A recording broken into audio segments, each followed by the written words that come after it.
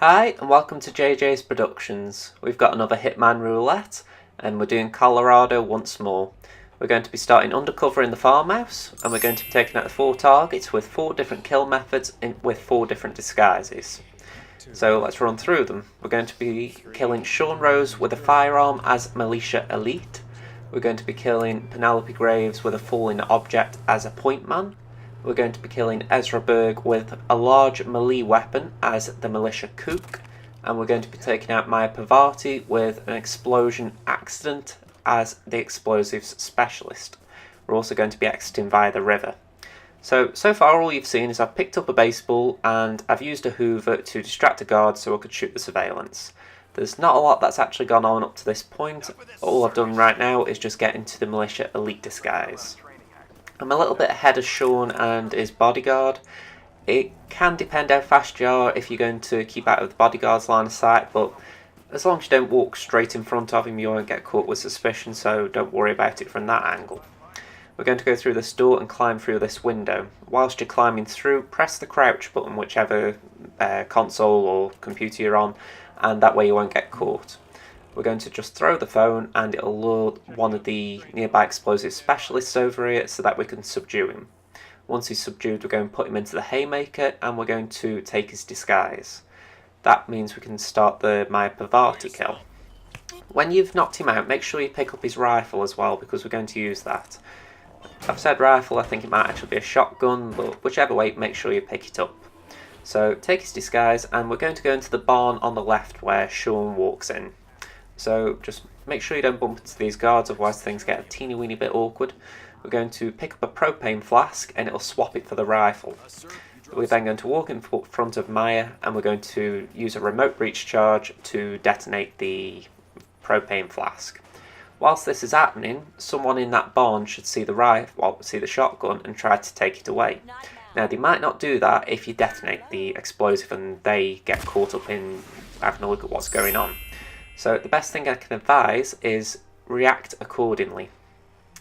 First thing, make sure you get the Militia Elite disguise back on. There's no point waiting for that. You might as well just get it on and go straight into that barn because at that point it isn't a illegal zone.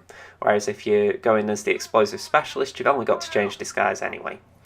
So I'm just using my instinct. I can see there's an enforcer just around the area I need to get into, so I didn't fancy just walking straight there.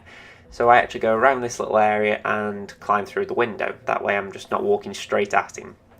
I go through the side entrance into the little barn, and from there it's pretty straightforward as far as what I need to do. As I've said, there's 2 militia technicians in here. If they are both outside, wait for one of them to come back in. They'll see the gun, and then when the other one returns, knock that one out. What you do then, as in this instance, you hide the one that you've knocked out and you pick up their gun and drop it outside so that the one who's taken a gun away already will see that gun. Once you've done that, all you need to do is wait for Sean to walk in. At this point, he'll be on his way. I'd be amazed if it took longer than 2 gun drops, as it were, dropping the one gun and then another gun before Sean turns up. If it took longer, something's gone wrong. So the best thing you can do, just in this instance, as you can see, the militia technician that took the gun away is walking back. He's seen the gun that I left outside, so all you have to do is just wait for Sean. It's as simple as that, really. You could try and take him out near the explosive range, but the trouble is there's a chance his body gets found doing it that way. This way you've got room to hide him and it just eliminates any risk as far as the silent assassin approach goes.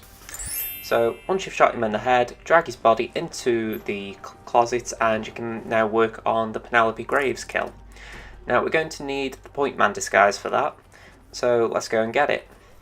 We're also going to take out the malicious spec ops guy there as well, just for the fact that we don't want him getting in the way when we're getting the Militia Kook disguise. As you may have seen in my last Colorado Roulette, there is a fairly reliable method for getting the Militia Kook disguise, but I've come up with a slight variation on it from last time. So as you can see, I've got the point man in here. He's a little bit confused because I threw the phone in, so I decided to ring it just to get him moving a bit more reliably. As soon as he's inside, I use the baseball to knock him out, pick up the phone, and I'm going to drop his body outside of the window. Once I do that, I climb through myself and I just put his body into a crate. I also take his disguise at this point just because I've got no need of the Militia Elite disguise anymore. So we're going to climb back into this little barracks area, and we're going to just take out the Militia Spec Ops guy. Depending on the place he is on the map, you might have to just lure him a little bit, but as it turns out I was in a good position, so all I've got to do is drag his body into the closet. The reason why you want to drag his body into the the reason why we didn't drag the other guy's body into the closet is so that we can hide the militia kook as well. So this way we've got plenty of room for the 3 NPCs we've knocked out. So as you can see, I'm going over to the militia kook now. I'm going to throw my phone, or I'm actually going to drop my phone and ring it, and I'm also going to drop the rifle. That way he'll come and investigate the noise he's heard, but he'll see the rifle. So it's a more reliable method because, as you may have seen in the last video, it can work when you place an illegal item in front of him, but sometimes he'll just ignore it. It really annoyed me the few times I tried it, so I thought this seems a more reliable method. It's a noise that he's got to react to, so if you have any problems with this method, do let me know, but I believe this is the most reliable I've come across so far for getting him out of the way to subdue him. So we're not going to actually take his disguise once he's knocked out, we're just going to wait for the Penelope Graves kill to be sorted first. So what we can do is pick up all the goodies he's dropped, or at least the important ones, and we're going to hide him in the closet. From here we can actually just go to the mansion to actually start, or not the mansion, the farmhouse, just to actually start the kill for Penelope. You can probably guess how I'm going to do it. It's going to be a chandelier kill, and the trickiest bit about this is actually getting into the farmhouse. The best thing you can do is just look at the balcony where the elite soldier looks down. He's just walking away now, but if you don't keep an eye out for him, he can be a pain. But if he's not looking, it's actually very easy to manoeuvre around. But if you don't keep an eye out where he is, it gets more difficult as you go along. So it's the best thing I can advise, just keep an eye out where that elite soldier is. So Penelope's making her way in. We've got the silenced pistol out, and we're just going to take a shot as soon as she's inside, and the chandelier will drop on her.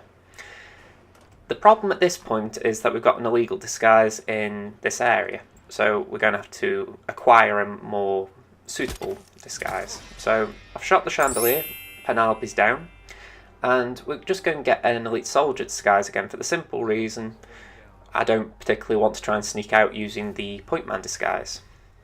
So we're going to throw the baseball at this guy who's just having a nap for some reason on Sean's bed. We're going to put him in the closet and take his disguise. All pretty simple to do. It's not exactly simple leaving the mansion. There isn't, say, a pipe or anything you can climb down, so you do have to wait for the commotion downstairs to end, otherwise you're going to run into a bunch of enforcers. So yeah, this is the bit I wish I could alter a little bit, because as you can see, there's obviously the question mark, there's the guy doing the body bag. It would be much better if you could just walk down and just carry on like you would like to.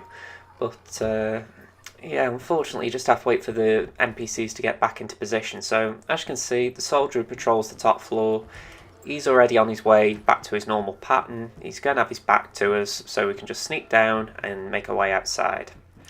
So all we've got to do now is kill Ezra Berg, and for that I've brought along Nina Ibarra's Machete. Now you could have used any large melee weapon, there's the old axe in the map itself, so feel free to choose what you wanted. I just wanted a reason to use this Machete for a change, so I've picked that up. I'm swapping it for the, I'm trying to remember what the weapon is, the SMG, was it? An assault rifle? One of them. And we're just going to get rid of an NPC guard first. So we're going to go through the basement area. I didn't pick up a key or anything, so I'm just going to have to use a breach charge to get in. Just be careful in case anyone upstairs sees it. Also, if you do drop the machete, it will fly when you use the breach charge, so do keep an eye out where that lands.